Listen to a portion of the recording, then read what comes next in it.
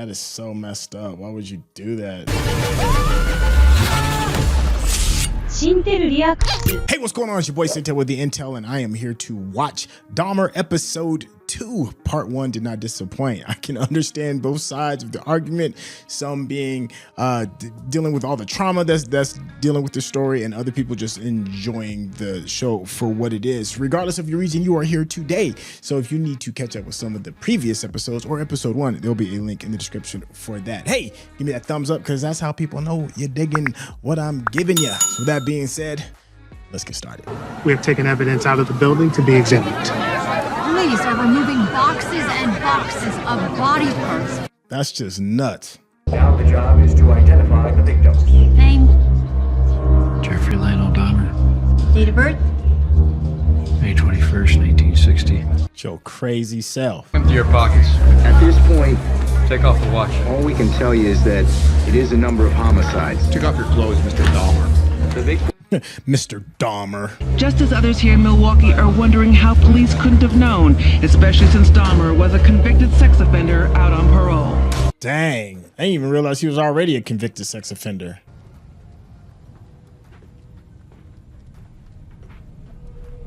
Yo, is she dead? Oh, drugs, huh? Wow.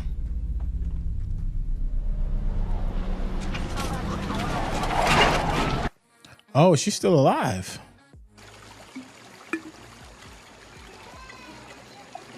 thank you, Michael. Those are some huge tadpoles. Thank you, Debbie. That's Froglets. I know that's not correct. Apples and tadpoles. okay, class. Take out your books, turn to page 32, and we'll start with some cursive exercises. It's funny, the apple and the tadpoles are kind of interesting because, you know, apple original sin, Handwritten is okay. and the tadpoles are something before the major transition, right? So we're looking at a young Dahmer before he turns into this killer.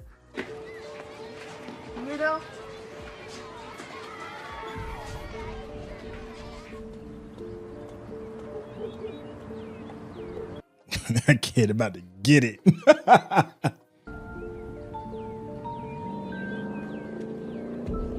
He was waiting for you. Who knew the kid with the boxy backpack would be the killer?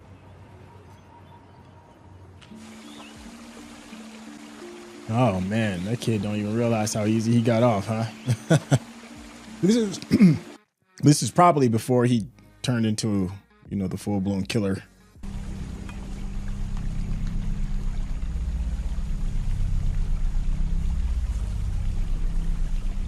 Oh man, that is so messed up. Why would you do that?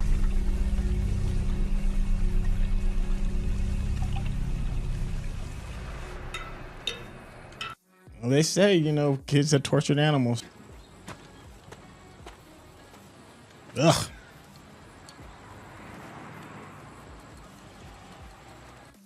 It's like that weird space between curiosity and you need to be absolutely concerned.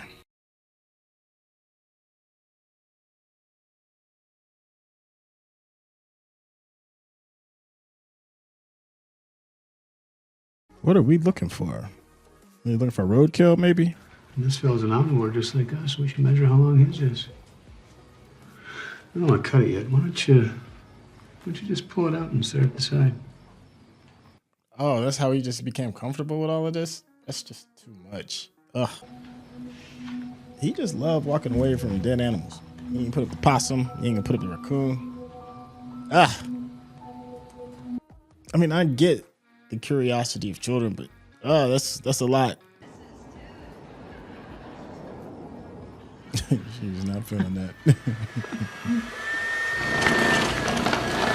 Straight to the sausage machine. Now it's an interesting transition.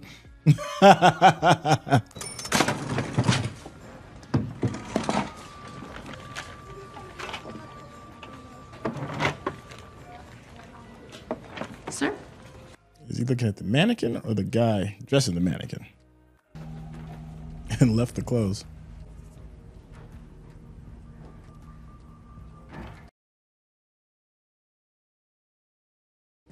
Oh yeah, we about to clap mannequin cheeks. That's what this is about. My man got the beer ready and everything. He is in go mode.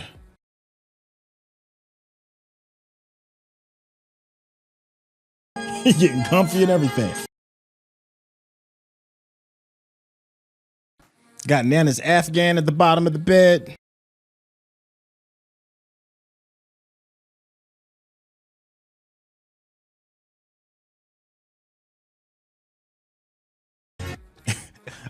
Waiting for his grandma to walk in. And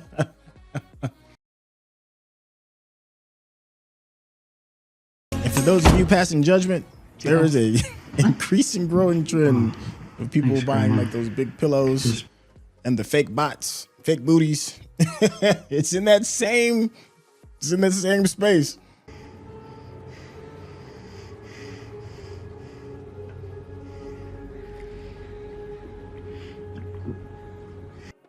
You would have thought this was an ad for Budweiser as much as he's drinking. Come on. Just say no. I wonder if this was like his first person. There you go. Oh, that would be no, because there's a missing person.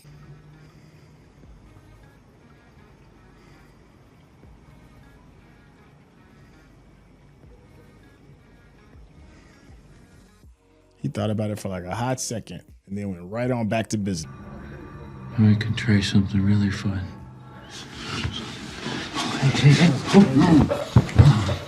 It's okay. Lay down. A whole other body is right there at his feet.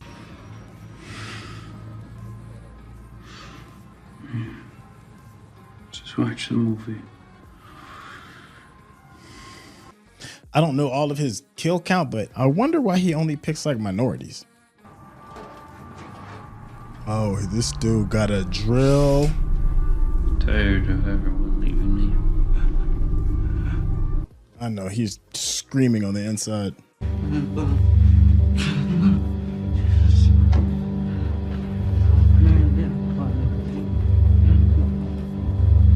This is some truly evil ass shit right now. Boyfriend? He came out of his apartment. He was talking crazy. He's butt naked and he doesn't know what's going on. These got to be some of the worst cops ever. Look, he attacked me. He told me to get him some more alcohol, so I went down to the store. Y'all gonna ask how old? Thank you. They gonna ask how old he is? They gonna let this slide. You have some ID somewhere inside? No, he lost it. Seriously? Ma'am.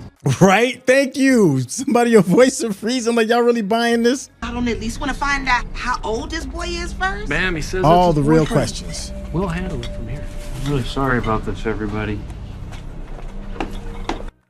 Wow. Wow. Hey, get you some help. No, we don't do that kind of stuff. Hey, what about your buddy? No, he's just wasted. He's been lobotomized. All right, you just lay down on the Not that that couch. justifies that line of thinking. Same people thought differently back then. He has to Especially come when out it and... came to HIV.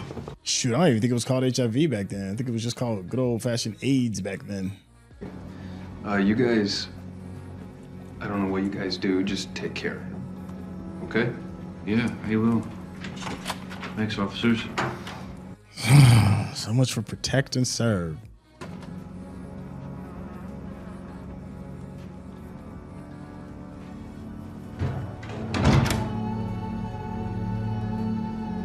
This dude got out and couldn't get out. Golly.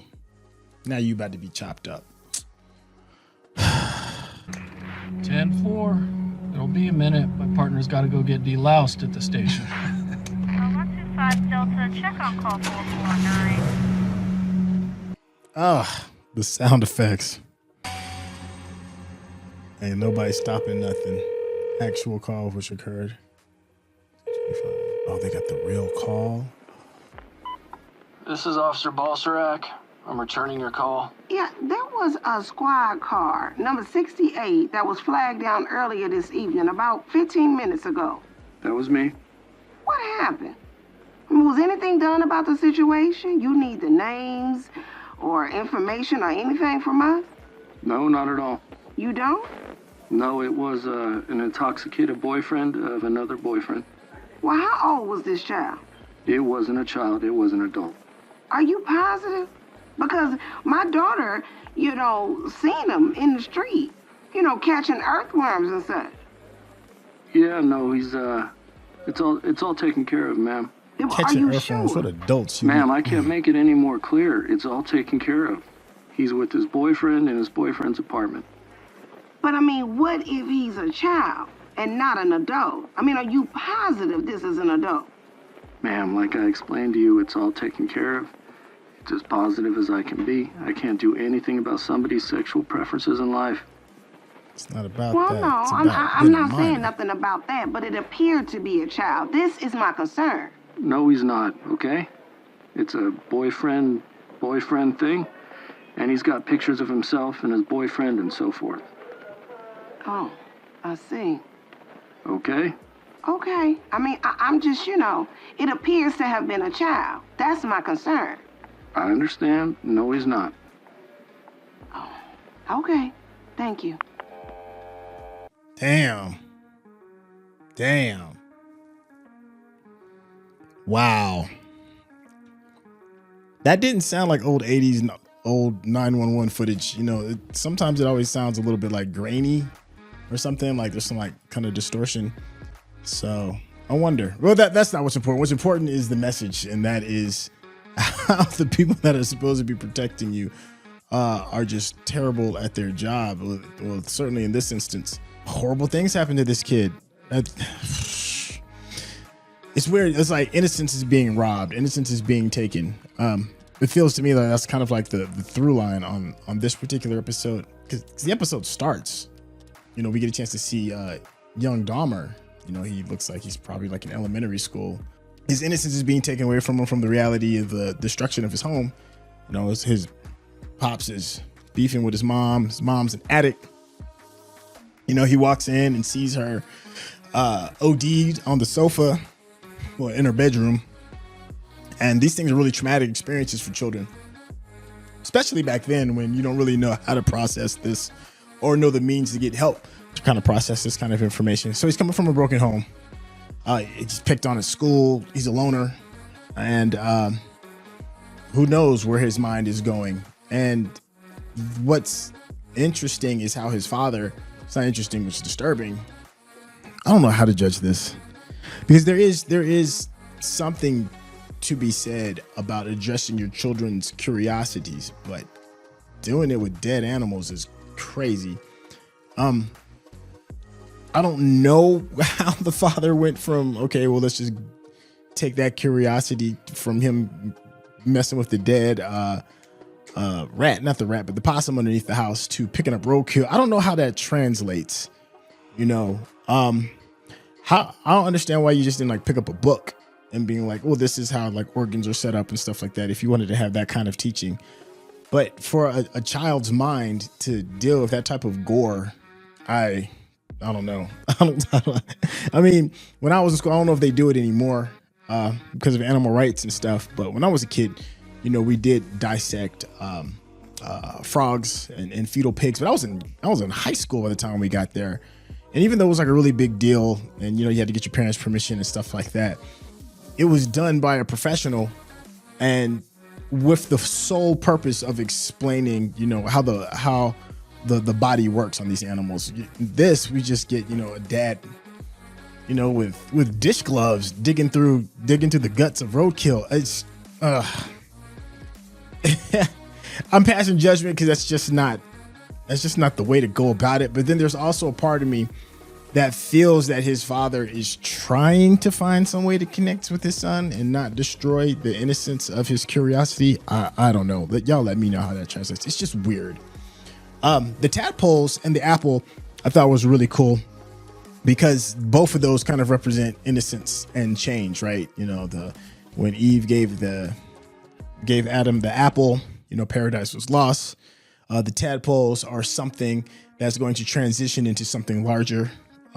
And we get a chance to see, you know, both of those side by side in a really cool frame in the teacher's office. We also get to see like the innocence of the tadpoles, you know, completely destroyed when he puts oil in the glass and kills them that way. I mean, that's a bit of like a representation of himself, right? You know, he's this young person that's prepubescent, about to become a man, and his world has been suffocated with all of this terribleness being the oil. The stuff with the mannequin was interesting too. And because he's struggling with his sexuality, but he's bold enough to go out and hide out inside of this store and steal it and take it home. I'm sure that's probably the cause for him having to leave his grandmother's house. His grandmother looked like she picked up on it like real early by saying, you know, you need to go out and meet some people. You don't have to be sitting here eating TV dinners and watching TV with me. So I'm sure that was like the straw that broke the camel's back. And him, you know, there's something about the dismemberment, right? We're already talking about the dismemberment of the animals and stuff, but he can take apart this mannequin and then do what he wants with the pieces, which can foreshadow a lot of what he's doing with the murders in the future. Oh, weird, dark, and twisted. You know, it's funny. It's not funny, but there is something to be said about not having enough love in your life, right? And him spending time and loving on this mannequin in a way that probably he's not receiving, and his twisted mind or inexperienced mind or whatever it is that's going on based off of who knows. I think he said he had an appendectomy and the surgery wasn't right. Who knows with the anesthesia? But what we do know is that love was a traumatic experience for him as a child, and him trying to find it through an inanimate object, you know, is pretty telling. I know I said earlier in the video that, you know, it's not a new thing, but what I've been seeing from time to time is, you know, toy culture, sexual toy culture is exploding. It's really, really known and accepted well, from my standpoint, it seems to be more accepted when women are playing with like these sexual toys and stuff. But there is the flip side of that too, where there's these men and their sexual toys, and they have like all these full blown mannequins, like the pillows and all kinds of like interesting ways, you know, in order to get off and or feign, you know, being alone. You know, you'll see memes of people like having like these huge like body pillows that are the shape of women, and these men sleep with them and stuff like that, because there's a loss in these people's lives. I don't know where the loss and the kink goes in, or if it's one and the same. I'm not of that world, but I've observed enough to know that does exist, and we see Dahmer doing that with the mannequin. So he's disconnected from real people, but then you see like these cool contrasts, but these cool fade ins where you see like the torso of the mannequin, and then it blends in with the torso of the guy who's obviously dead.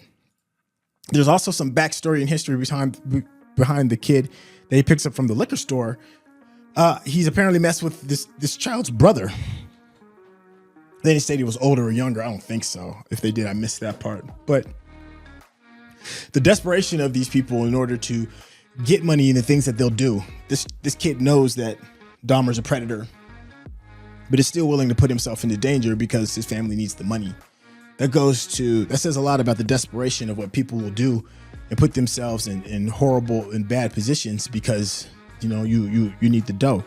The cops told Dahmer, like, what are you doing in this side of town, man? This is like, you know, the broken down part of town. He's like, well, it's cheaper here.